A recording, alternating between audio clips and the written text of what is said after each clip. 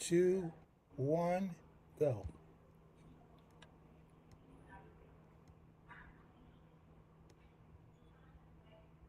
That's one. That's one.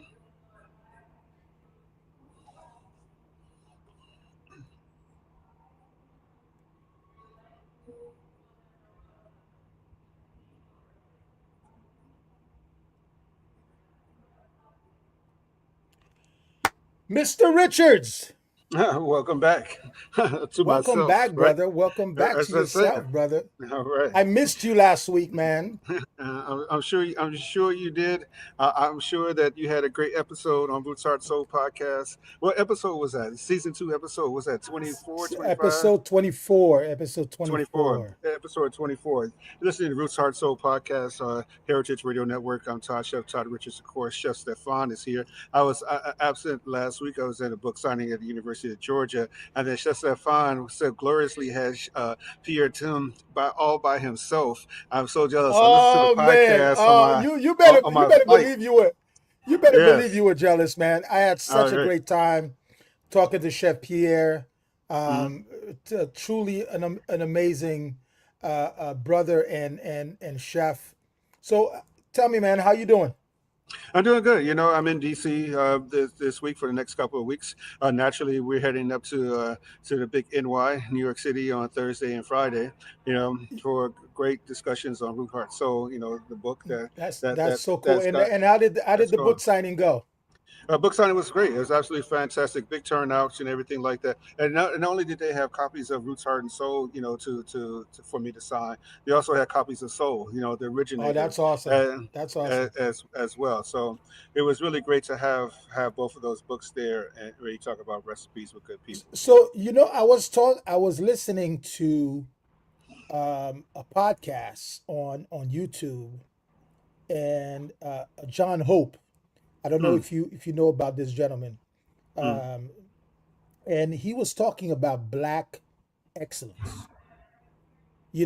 All this DEI talk and all this nonsense. He's like, we need to be talking about black excellence. And one of the things that I realized doing the post on IG is that we have had the pleasure and the privilege to have had nothing but black excellence on our podcast.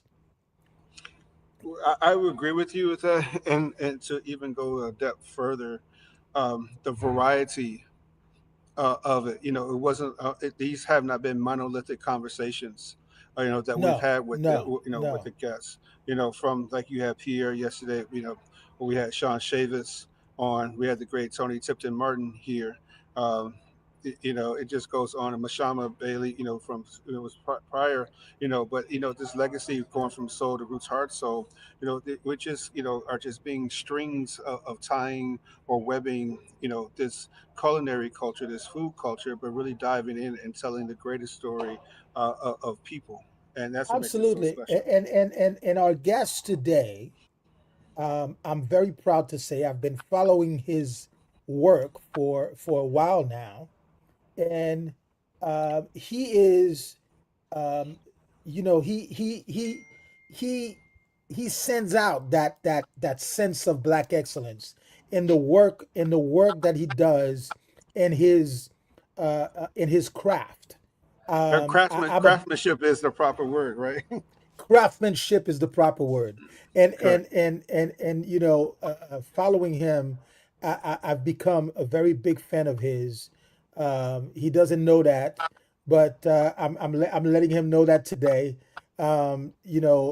He's doing some beautiful work, and I thought, I really wanted to have him on the podcast when we started this project, and I think we have the privilege of having him today, Mr. Quentin Middleton.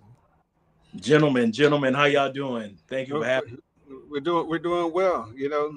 I would say we are all as sharp as a knife, but that would be a pun so intended. You know, that would be a pun so intended. That it will never grow old on anybody anywhere, any points of time. No, no, no, no. So, Todd, you want to get us started? Let's start with the introduction. Yes, go ahead, my friend. No, you got it. You always roll the introduction. You got it. No, You know no, how to no, do no, it. no, no. We got to Oh, start. okay. Ladies and gentlemen, welcome to Roots, heart, and And Soul, baby. Roots, Heart, and Soul podcast, Heritage Radio Network. Of course, Todd, Chef Todd, Richard, Chef Stephan. We have the great Quentin here. Chef Stephan, let's get that bio going. Let's tell everybody about this young man. Absolutely, man. This young man. Absolutely. Yeah. Like he got no grade. We could call him a young man. You No, it's in there. It's Oh, in there. It's in oh, there. he's a young man. He's definitely in the young man space. know.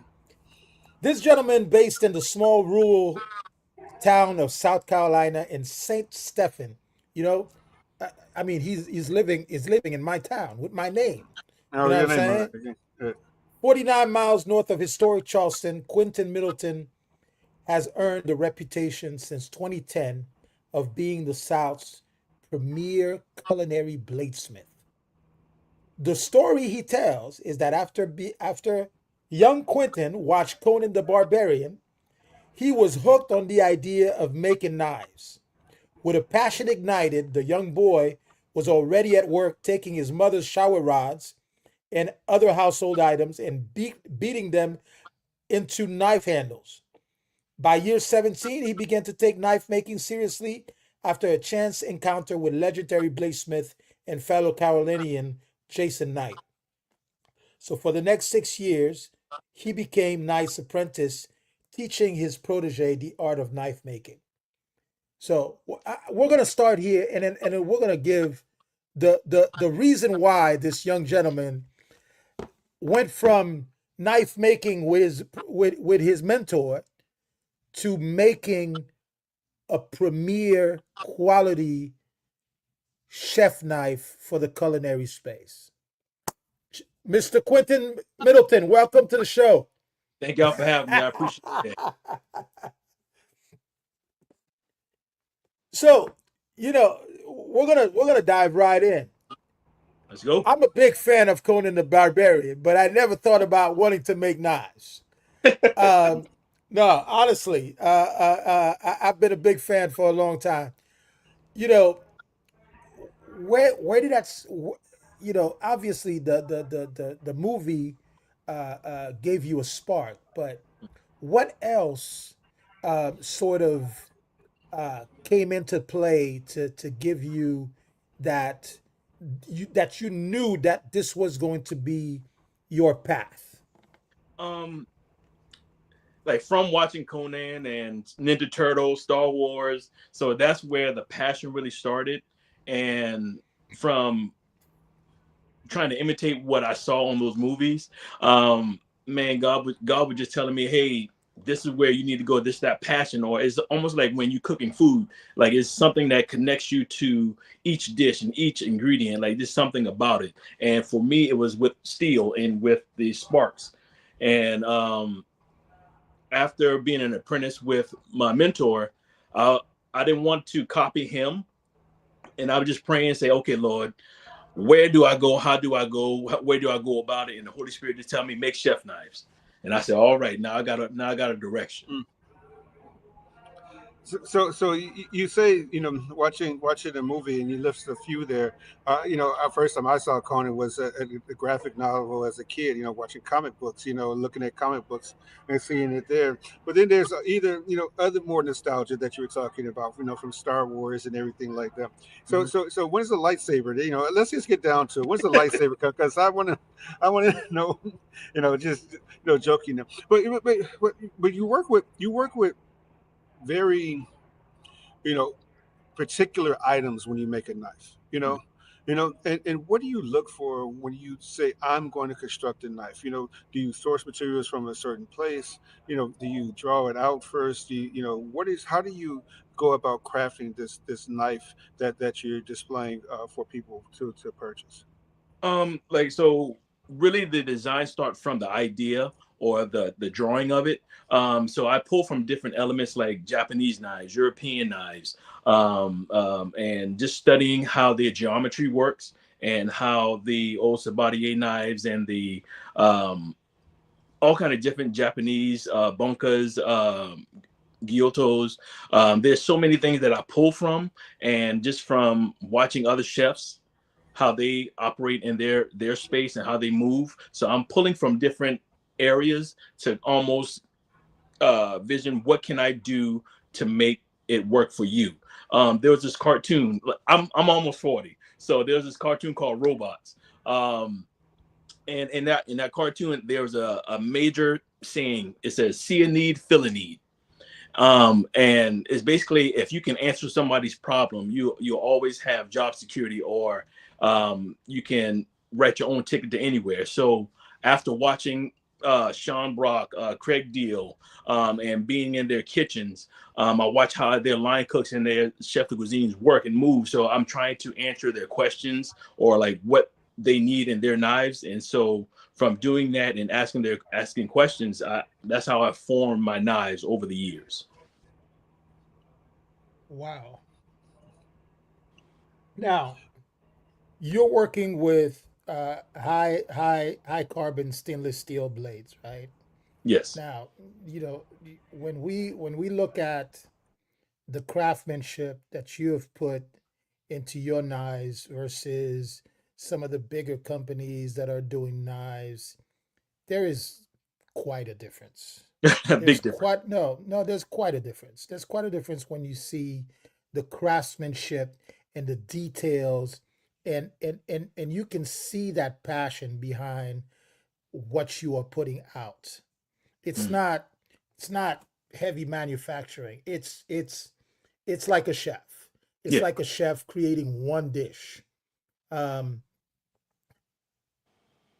what keeps you in that mode, in that craftsmanship mode, where you're not trying to do 5,000 knives, and most of these go dull in 3 months, but you're putting together a knife that a chef is proud to carry in his bag, and that's going to be its go-to knife chef.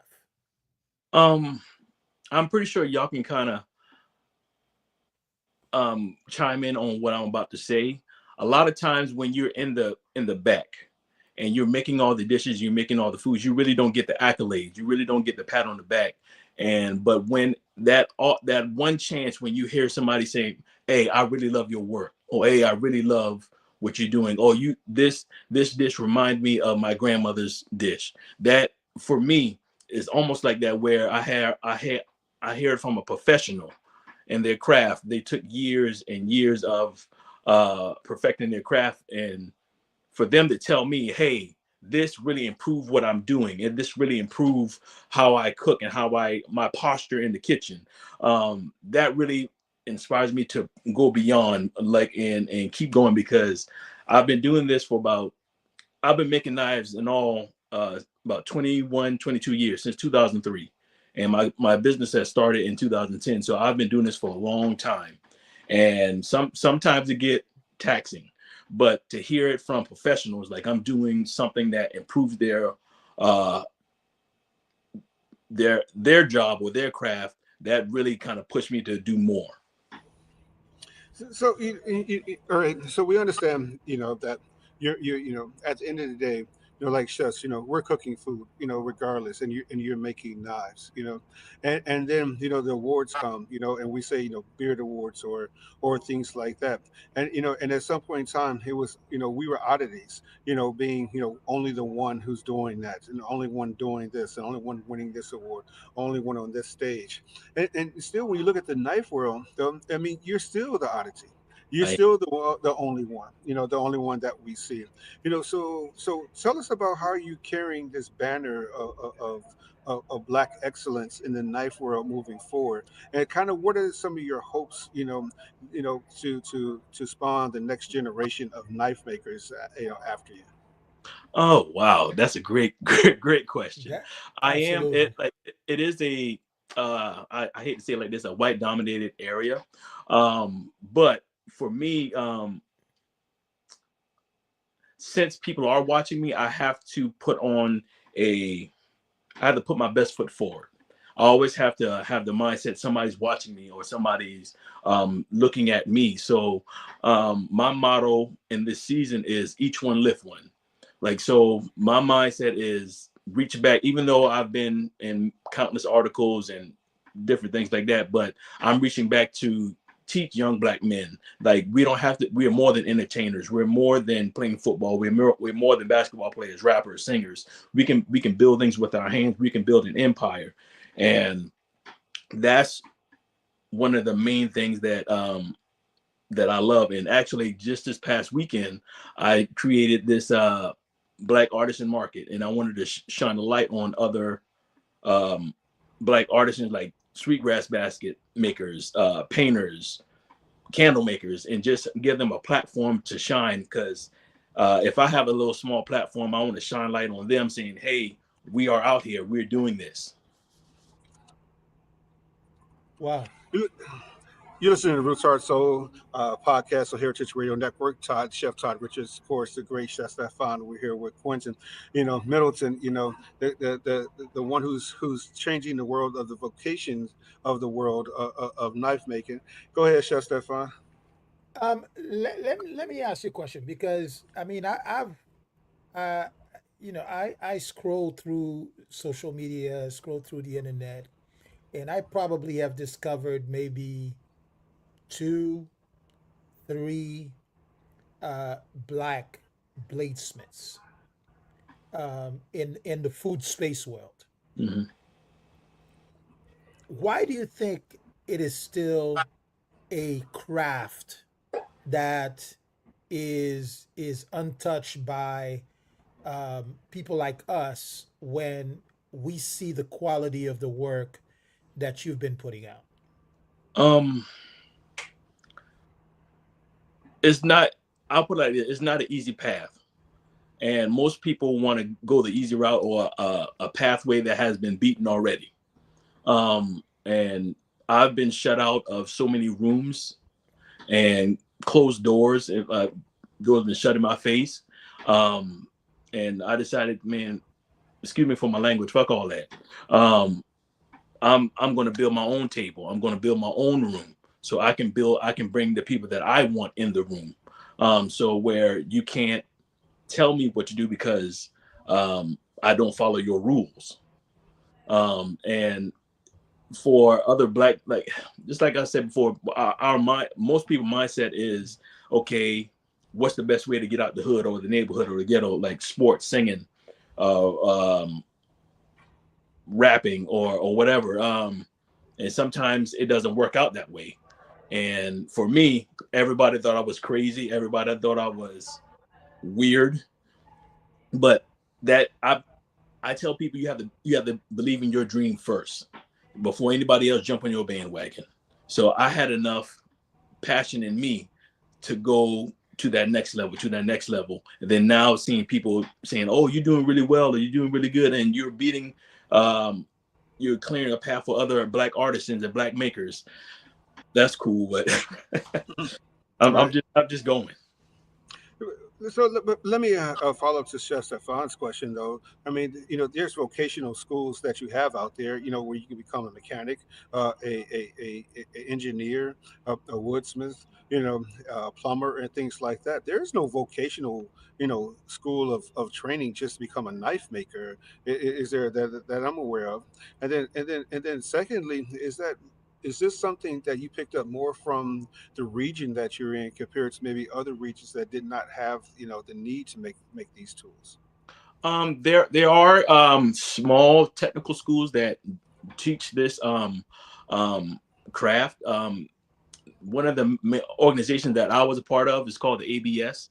It's American Bladesmith Society, and it's a teaching organization. Um, but just like I said earlier, they have to follow their rules and the way they go about doing different things, and what I mean by that, to get a different rating, like a journeyman, you start off as an apprentice, a journeyman, and a mastersmith, and you have to do certain tests to get that different rating. You have to forge out a knife, chop a 2x4 twice, and still have a sharpener bed to shave the hair on your arm, and bend it 90 degrees without breaking, to get your next rating. And I did that.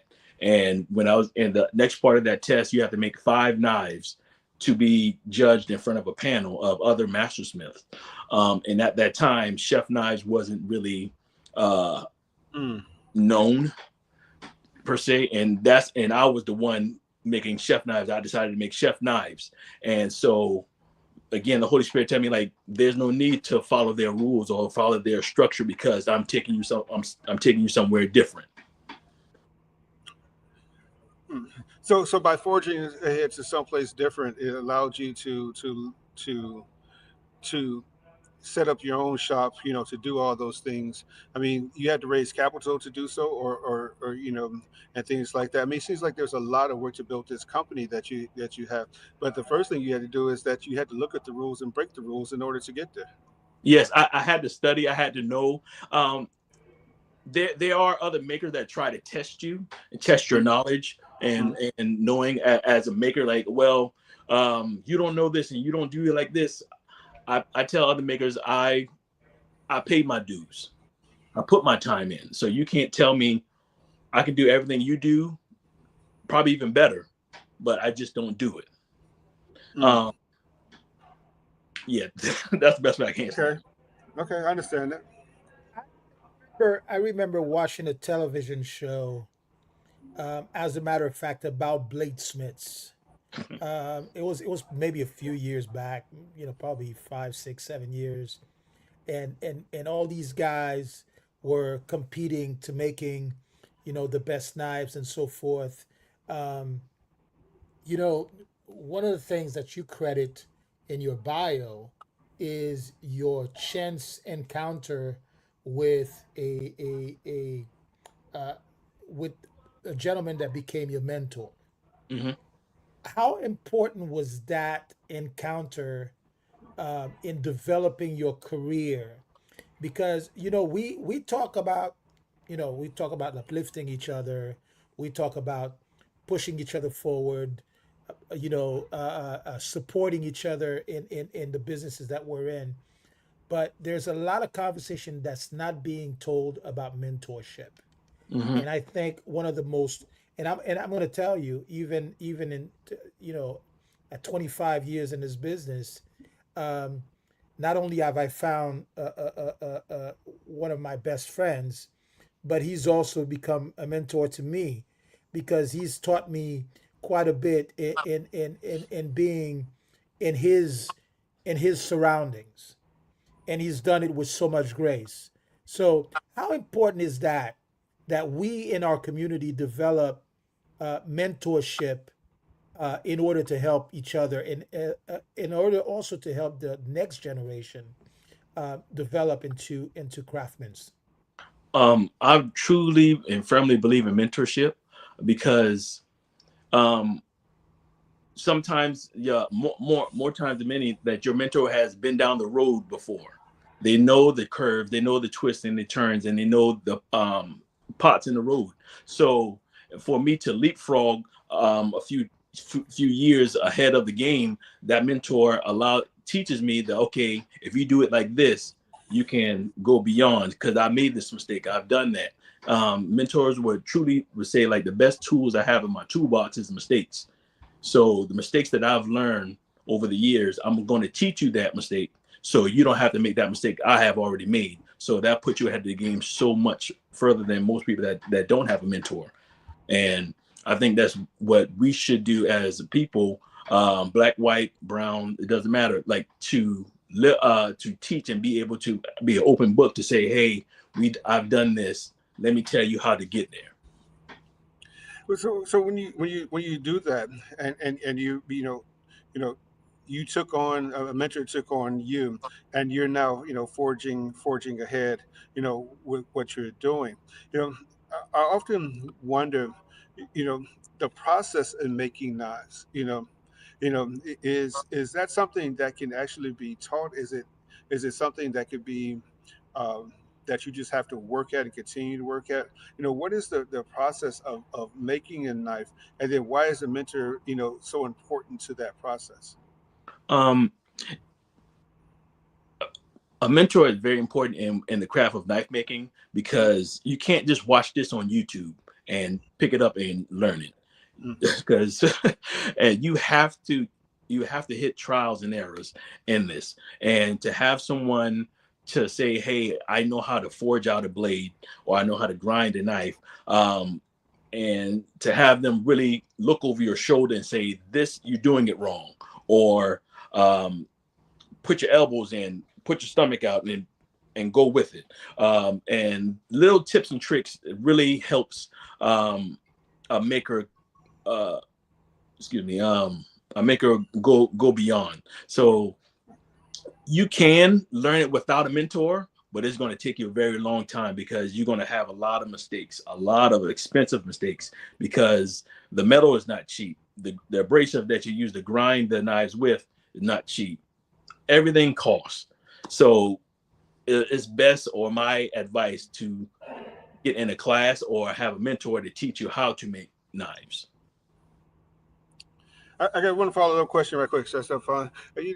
Just so that people kind of understand in general beings that Mhm. that you know, just in steel and metal and all that alone, we're not talking about hundreds of dollars that you have to do when you start on this. I mean, this is a thousands dollar worth journey that they have to really prepare for. And so that you're saying that a mentor can help you not only in making the knives, it should be part of your business plan if you try to go down this pathway in order to be efficient with the money that you spend. I think that's what you kind of said when you were saying something about the cost of materials. Yeah, it's because even like I would say, one of my grinders that I have is $2,000, and I have six of them, and Wow. Wow. it helps. The reason why I have that amount is because it cuts my work time in half. So Okay. instead of changing certain things out, I can go along the way. And so a new maker may not have the capital or the funds to really buy these machines to make the job easier. So since I have that, and the people that I've taught, I have these machines, and I can show them how to do it, how to go about um, looking at the profile of a knife, and just uh, going in, immersing themselves in the steel, the woods, the um, the chemical structure of steel itself, and knowing how it works with heat, and when you cool it down, how it's hardened. And there's so many things you have to learn. Wow. Go ahead, Stefan. Um, you mentioned very clearly that at the beginning of your journey, if you will, you had one chef that took a chance on Mhm. you. It's always a good thing when you can find someone who sees your potential or your value and say, hey man, let me test you out, and let's see what you got.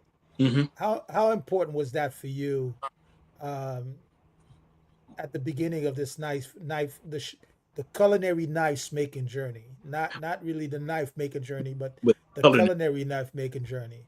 Um, yeah, Craig was very pivotal, because coming into it not knowing what a professional needs, um, I came from the mindset of a hunting knife and swords, and to have someone that knows how to operate in the kitchen. So the first knives I brought to him was too thick and too heavy and too clunky, and he said, like, okay, these knives are cool, but it don't work for me. So I'm going to give you some ideas. Make this blade thinner, make this wider here. And he would give me ideas on what to improve on. And he said, okay, make this knife for me. And once I made that knife for him, um, he critiqued it even more. It's almost like making food or making a dish, like oxtail and lima beans. Like you gotta put the time in. Ooh. Like so, Mm. um, so, Now we're talking. It's dinner so time now. like so you can't just a novice chef can't just make oxtails. Like, so you have to know, you have to go through the braising, you have to go through all the seasoning. So for him, he's basically seasoning me to understand what a chef needs. So So I'm able to present it to another chef and say, "Oh, you've been seasoned already. I know exactly what you need. I know exactly what you've been doing." It's 30 minutes after the hour. You're on Roots Heart Soul podcast. Chef Todd Richards, of course, the great Chef Stephan. We'd like to give a shout out to our podcast mates on Heritage Radio Network, the Speakeasy. Hosts Damon Butte, Souther Teague, and Greg Benson sit down and talk cocktails, spirits and wines, beer, tea, coffee, and all other exciting liquids in the universe. We really enjoy listening to them, especially on the road, especially when I'm looking for a new cocktail to drink, because as I am on the road a lot, I need to have a cocktail all the time. So that's that's the truth. So it's really great to have some great podcast mates on Heritage Radio Network. So give them a great shout out. So Craig Dill, of course, great friend of mine. The real deal. The dude, man, that dude can make some salami, man. That dude can make some. Yeah. I mean, he's one of the great chefs. I remember we did an event. I think I'm sure you were there for Charleston Wine and Food when he had us out at his family's house, Mm-hmm. his wife's place out on the island, Island, and yeah, goes up. yeah, and I had all the chickens strung up, and we cooking chickens, hanging for 3 days and things like that. I mean, it's just really those kind of things, really make Charleston area great. So the area that you came from, what was the food like growing up? Like, what did you eat? Were you is that close to the water? I mean, how close to the water were you all? Did you all get out into the water a lot? What is that food that made you who you are? Okay, so I am from Charleston. I am Gullah Geechee. Like Okay. so, but I am like we have terms like so. You got Gullah Geechee. That's the people on the coast, and you got Geechee. That's more inland. So we are more farmers. So we really we grew a lot of sugar cane. We had chickens, we had cows, we had pigs, we had all of that. My great grandmom used to make moonshine, well, rum really, because we had sugar cane, and she was the first Black person to have a grit mill in the small town. So we Wow. and so all of that. So we did our own grits, we did our own sugars, we did our own liquors and different things like that. So that's why like oxtail and llama bean is like my favorite dish, or fried chicken, or and even shrimp and grits, like the real shrimp and grits. Like not Wait. Okay. All right. Hold on a second. okay. Hold on a second. Because the word "real" came before the word "shrimp and grits. So we would like to hear more about these real, Real. real shrimp and grits.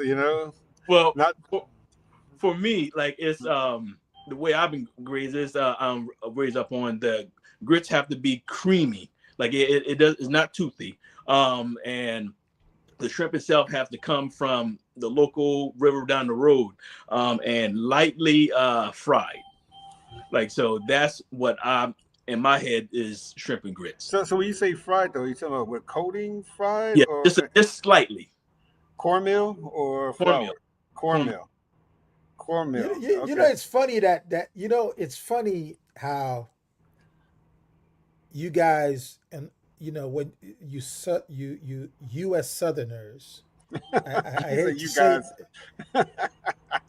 you talk about shrimp and grits, Mm. and and I see white grits on the table, whereas us from the islands, when we talk about real grits, Mm. we talk about yellow grits. Okay. Since and I give a big shout out to my brother, my I'm Gullah trying to Gitch, figure out. my Gullah Gitchy brother, Chef BJ Dennis, Yeah, yeah.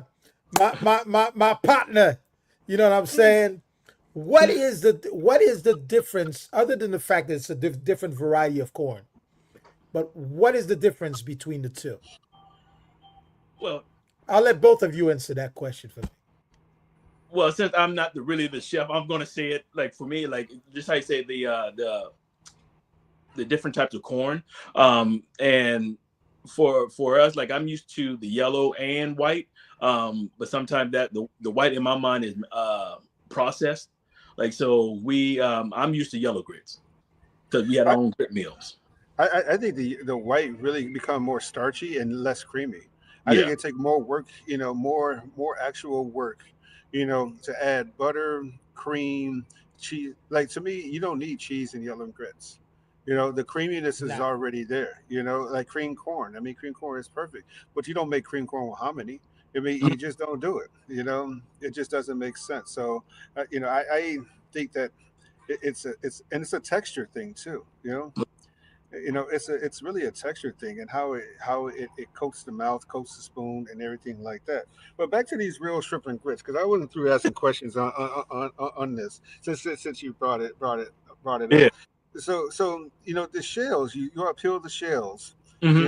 right? And now you making the stock with the shells or anything like that. What do you, or you just making grits and you just frying the grits and put it on top of Yeah. the Like dish. that's what we're doing. Like so we're making the grits. The grits stays on. Like Okay, grits it just is always going. right. And since we're doing that, and just do a light batter on the shrimp. And this I can hear the sizzle now and Right. putting the uh doing that and then also caramelizing some onions. Like so like that's in my head is shrimp and grits. Okay, so caramelized onion. So no tomato broth, no nothing like that. I didn't like the tomato broth with it. Okay, That's me. But okay, normally it's with that. okay. All right. On Roots Are So podcast, we digress off the topic a lot, especially when someone says the real before Real. something. Hey, Yeah, man. you know, Hey, listen, we we listen. we we need clarification, and our listeners do too. But So, but but you also realize that the first dish that Quentin mentioned yeah. was oxtail. Mm. Hmm. What do I mean, there's got to be something about this conversation, this oxtail conversation, man. Well, so Because because go I ahead. don't think we've ever talked to anybody on our Hmm. podcast Hmm. that somehow did not mention oxtail in a conversation. I agree with that. So let me. Have you all been paying attention to the controversy about Let's Barbecue out in Colorado Springs, where they're upset? Are people upset that he's selling smoked oxtails for $40 a pound? And I'm like, okay, but like this is he's selling for a pound post cooking weight, So I mean, just with him starting to cook, it's a pound and a quarter. It could be almost a pound and a half, depending on how you trimmed it in order to get to that. And they saying, well, I can't believe that he's selling, oxtails for $40 a pound. But I mean, like oxtails haven't been cheap for a very long time. No, You know, you go to any restaurant, anybody who's selling oxtails for less than $38 right now. I don't know how they're making money off the oxtail. So it seems like that to your point, Stefan, is that first everyone talks about the oxtail. Now we're getting the backlash from making oxtails because they're so expensive. It's only one damn tail on the damn cow. Like I, but it's, but you see, here's the I'm go what you're ahead, tell bringing it. up. What you're Yeah, bringing up is very common when people look at the the work and the craftsmanship that all right, we put into something, correct. and they decide what they think is the value of it is. Whereas you go to our counterparts, and when you go into their store, you don't question how, why is he selling it that much. You don't question why chef this or Mr. That is selling his product at this price. You just pay for it. Mm. If you can Absolutely, afford it, you pay for it. absolutely. So And if you so wait, and if you even if you can't afford it, you will you still still pay. pay for it. Right? You still pay for it. Yeah, But you want to devalue the work that we've put in, the craftsmanship that we've put in, the time that we've put in, the passion that we've put into the work, and say no, that's not that's what he's worth. Nah, man, we got to stop doing that. We got to stop doing that to each other. correct. But we have to stop accepting that from others. That is Exactly. not us. Exactly. That brings us back to to talking about the knives. We always have these real conversations here, Quentin. So don't be shocked by by the things that we say and things like that. But I mean, I'm sure you come across it. I'm sure you come across it in Charleston Wine and Food when you're there at the tables and Hmm. people are looking at it and I can't believe a knife will cost that much. Well, have you seen a Bugatti? You Yeah. know, Yeah. yeah. So you could believe a car can cost that much, but you can't believe a knife. How do you deal with that? Um, How do you smile on the outside and cuss on the inside? Yeah. smiling, smiling grin. But I be polite and nice, nasty somewhat. I tell them, well, the reason why it cost is I put 20 something years in that, sacrificing my time away from my wife and children. So the time that I'm sacrificing that, I made this. So my time is valuable. My material that I'm using is valuable. So this is why it costs this. Absolutely. So let's just briefly just talk about from start to finish. The time it takes to make one knife. Hmm. You know, and there's all type of knives too. So maybe we should talk about that too in understanding. So we're assuming that most listeners know all the different knives that you make. But can you tell us for that first, and then tell us the time it takes on generally what you have for the knife? So I make all lengths of chef knives, from 14 inches down to 6 inches. Um, and that can range in the width from 2.5 inches to 2 inches. Then fillet knives, boning knives, Honosuke, Sentakus, breakers, um, you name it. I tell people, you dream it, I can make it. Okay. And from that, normally a knife takes about 8 hours, but that's hands on, 4 hours hands on time. That's the grinding, the shaping, and fine tuning and making sure the scratches is out. And then there's another 4 hours hands off time. That's in a oven. That's certain steels need to be at 1,950 degrees, and it needs to hold that temperature at a set time. And then taking that out and baking it at a lower temperature, like around 400 degrees for 2 hours. So that's some hands-off time that I cannot. That's that recipe for that steel. So I have to know what steel I'm using to be able to accommodate and work the grain structures inside the steel. Wait, what was the temperature again? I just want to make sure I heard it correctly. What was the temperature you said for Um, the? for stainless steel, I use the crystallization in stainless steel. Certain ones, the temperature is at 1,950 degrees, and it has to hold that temperature for around 25 minutes. Wow, Wow. that's remarkable. Yeah. That's remarkable. Man, you touching the sun almost every day. Yeah, yeah. Yes, Because he is. Yes, he is. So like damn it, the especially damn knife is worth that much money. Jesus. yeah. So and even going into like fusing different types of steels together, Mhm. I even reached around 2200 degrees. That's where the metal is almost like plastic, where it's attaching to itself.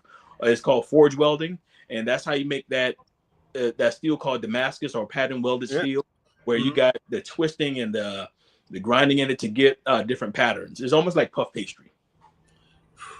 I mean, that craftsmanship. I mean, and so 8 hours just to make one One single knife. one knife by your hands. You know, man. But Okay, but that's even more respect. No, I do about 30 out of. and it's not just craftsmanship. It's Right. artistry. It's Right. artistry. Correct. It is Correct. artistry. Right. Okay, because it takes that much to put something together that not only the craftsman can be proud of, Mm, but the person who's going to hold that knife in their hands is going to carry it for the life length of that product. exactly. That's called artistry. And Thank you. people, Good, good if you word. don't get it, go pick up a dictionary and go see the definition of artistry. Yeah, way. Tell him, Okay? Stephan. Tell him. Oh man, it's like I, Gordon, I love getting him pissed off because he did. He Yeah. really. nah, you wanna pay me $10 an hour for for me to come cook for you, and Mm, and when I tell you that it's not gonna cost you that, it's gonna cost you 10,000 You look at me Right. like I'm crazy. Great. Uh, Right. Oh my goodness. The worst thing you can do to me in my life is waste my time. Ex- So I get it. You're listening to Roots Heart Soul podcast. Todd, Chef Todd Richards, of course, the great Chef Stephan here with Quentin Middleton of Middleton Knives on Heritage Radio Network. Chef Stephan, go ahead, ask this brother another question while I'm sitting here trying to figure out what I'm gonna eat tonight because y'all talk about them oxtails and spring grits. I'm about I'm to in eat. I'm I'm in a about to. hotel. I ain't I'm getting no about to damn eat some. oxtails. I'm about to eat some spaghetti and hot dog. What? Hey. What? Spaghetti and hot Okay, dogs. That's I'm All beef about to eat franks. some spaghetti Hey, and hot they got dog. you from New York though. It got to be all beef franks, though, right? That's right. Nathan's. Yeah, Listen, all man, beef. I was skimming through Uber Eats today, and I'm like, what do I want to eat? And then I Mm, found this little Haitian restaurant Mm, that's not mm. too far from where I live that mm. makes spaghetti and hot dog. And I've been wanting to eat spaghetti and hot dog the whole week. Wow, wow. So wait, so is it a boiled hot dog? Is it caramelized on the griddle? Is No, it grilled? it's What- sautéed. It's sautéed. Something. It's caramelized. It's got Uh huh. onions in there. And It's got peppers. it's And, got it's oh man. Man, I tell you. what kind of sauce Quentin, though? Wait, hold on a second. Hold on a second. What kind of tomato sauce though? sauce, tomato sauce, Tomato. tomato sauce, Okay, I just wanted to make sure I know. All right. tomato sauce. Okay. You know, All right. like I said, man, and then a nice boiled eggs on the side. Oh, a boiled egg with it too? Damn. Yep. That brings me up to something, right? I'm sorry, Quentin, but we talk about this. We start talking to these Haitians, man. They have all type of ways. They influence things so much. Like I never really even thought about a boiled egg with spaghetti. Just like you go to New Orleans and they eat red beans and rice and they eat it with potato salad. Like you just don't. You know, this cross culture of things and food is so fascinating. Yeah. Hmm. Avocados, boiled Mm, egg, and spaghetti with hot dog. mm. Wow. That's the way to present the plate. Okay. And that I, makes me smile all over. Quentin, question Yeah. for you. Tell our audience, our followers, what is next on your agenda, what's coming up, where can they find you, where can they connect with you, um, and then of course, I would be remiss if I didn't ask, where can they purchase your knives? Awesome. Um, Mhm. so you can purchase my knives on middletonmadeknives.com. I'm also on Amazon. You can go there as well. Look up Middleton Made Oh, Knives. that's so Uh, dope.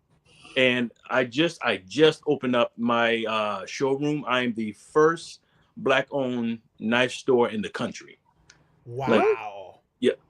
So I thank you, thank you, thank you. Oh, that's so dope. Yes. Uh, Yeah. Like so, I opened that up last year in November. I already had my grand opening, and it's in North Charleston. So if you're in the area, like the address is on my website, middletonmadeknives.com. Also, you can follow me on Instagram at Middleton Made Knives. Man, just check out my work and see what I've done over the years. As you can see, I've been in the game a long time, so I know what I'm talking about. Any events, anything coming up where people could also connect with you?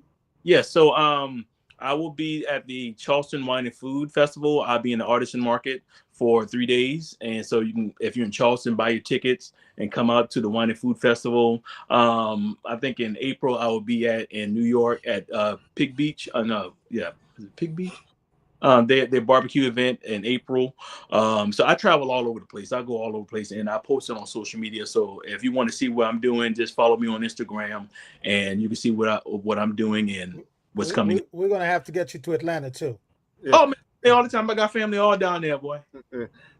It's great to see you when you're in Charleston because then the whole family comes out and supports you, and everything like that. So I mean, I really love it, and, in that artist market too. It really just shows because you just stand out. Your table's there, the knives are there, and people, I think people just stare. I mean, just watching the people, just stare like at this craftsmanship, and it's funny too, Stefan, because they'll look down at the knife and they'll look up and then look Uh-huh. down. Uh-huh. You did this? Yeah, yeah, that's Yeah, yeah, I did this. I did this. yeah. Jesus. And, but that's what makes it all worth worthwhile. So we talked about a lot of food. We talked about your home. We talked about your family and things like that. But a lot of times we don't get into is what do artisans like yourselves just go and do to have some fun. Mm. Like what how do you That's a step very good away? question. How do you step away to be able to step back in, into this wonderful craft that you are conquering and also mentoring people through? Um, Number one, what I do is it started out as a hobby. It started out Mm. as so I find joy in what I do. But when I do break away, I go fishing. I go fishing. I go hunting, um, or just spending time with my wife. I've been married 17 years, so That's right. just being able to enjoy my wife and my children, because money come and money goes, and they go and it comes again. But when time comes, it just goes. So, So so, so 17 years of joy of marriage. You hear that, Stefan? You hear that? Yes, This man yes, yeah. got Oh, 17 would years you in, stop in that, enjoyment. man? You know, Quentin, yeah, Quentin, this guy, my yeah. brother, this guy. He's been trying to marry me for the last two Now, years, man. let's clarify. Let's clarify what you just said. I am not trying to marry you. I am trying to help you find a wife Fine. to marry you. Yes, he Okay, is. Yes, he is. let's clarify that But statement but that you made. but you know, it's funny. It's funny. One of the things that I've read about your bio that touched me very much Mm, is your faith. yes. You've mentioned that God puts you on that path, Hmm. and you trusted His, through your faith, you trusted His word, you trusted His direction, and it's developed into what you are today. Um, Before we close out this podcast, I think we don't talk about that enough. Hmm. Um, what is that faith for you, man? Um, I'm a firm believer, and I'm in love with Jesus. And from building that relationship, and it's just like how me and you talking, like Hmm. just having that conversation and that one-on-one time, and it allows and it opened doors to where the Holy Spirit can really talk to you and guide you and order your footsteps. And that's how I people are baffled on how successful I am in my knives, in my business, and they say, how did you get this far? I said, not by the grace of God. I can't really answer that. Like, yes, I've done the work, I've put the time in, but He's the one that point the directions that go this way. Mm. So my like from me trusting Him to tell me to make chef knives, and I've seen it that it's prosperous. Why not keep trusting Him to to get me over the next hump, and through the valleys and through. Everybody talks about the valleys and how deep it is, and like, oh, it's hard, but nobody really talks about how thin the air is on the mountain. Like, Wow. so, and how to traverse the mountains of the success, or how to be prepared, and how to um work through success, and how to allow it to keep going, and from that, and being humble, and just say, Lord, order my footsteps. Brother. Amen to that. One thing Dad would say is lonely at the top, but you'll never know until you get there. Get there, You know. exactly. Well, I certainly admire, um, uh, you know, you're a family man.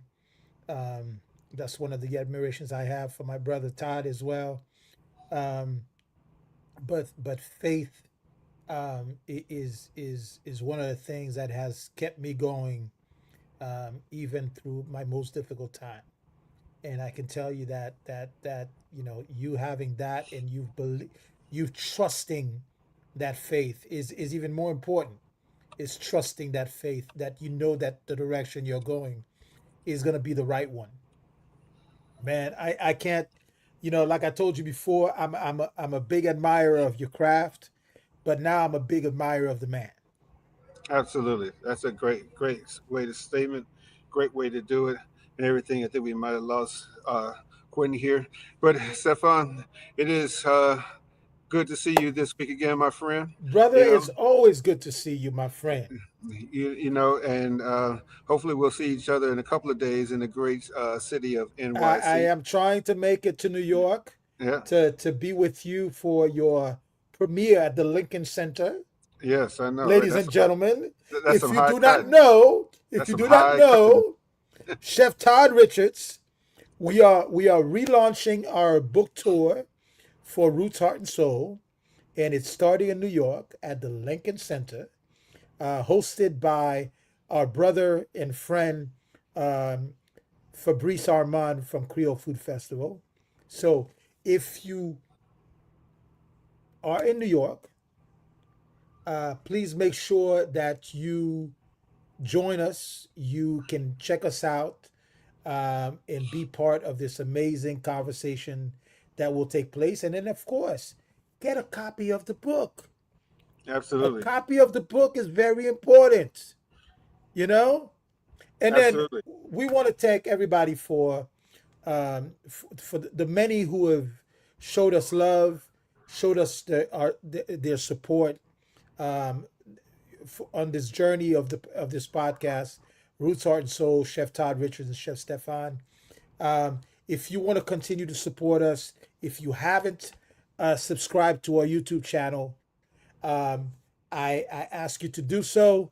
Um, and we thank you in advance for letting us know. Share with us your thoughts, your words of wisdom. We welcome it all as we are continuing to grow our second season, 24 episode, and we are just getting started, ladies and gentlemen. We're just getting We started. are just getting started. Uh, as the very popular wise man, basketball commentator would say, we are just getting started. I know that's right. All right, Stefan, man, it's good to see you. Of course, my friend. Thank you for holding it down last week. We know the great Chef Pierre. Oh, Man, anytime, man. Anytime, I man. listened to the episode myself on the plane up here to DC. So it was great to listen to that conversation, and such a brilliant way to enjoy life. We And got then one minute here. if you in the car, you can still listen Yeah, to. If you in the car, you can still listen to our podcast through yeah, Spotify, through Apple Podcasts, and then of course to our host, yeah. Heritage Radio Network. Log in, whether it's on the website or just like I said, we want to thank you for showing us your love, your support. Make sure you like us on our social media, Root Heart Soul Podcast, or our individual IGs and Facebook pages, and make sure that you guys check out the knives of this amazing artist. And I say that with conviction. He is an artist, and his knives are amazing. So make sure you check out his knives, you check out his website, make sure you support him, okay? As we, Ex- all black and brown chefs, need to support each other. Absolutely. Quentin, right quick, can you give us a shout out again on where to find your knives and everything like that? Yeah, you can find me at middletonmadeknives.com. And also you can find me on Instagram at Middleton Made Knives, as well as Facebook, middletonmadeknives.com. You can purchase middletonmadeknives.com and on Amazon. So find me, look me up, Google me, however you find me, call me. I, Come on, come to my store. I, I know. We've been boycotting some people, don't boycott this brother here. All right, you're listening You to heard Roots it right Heart here, ladies Soul. and gentlemen. All right, And you're listening to so, and so Roots Heart Soul on Heritage Radio Network. Talk to y'all soon. See you next week. we bid you good night. Good night.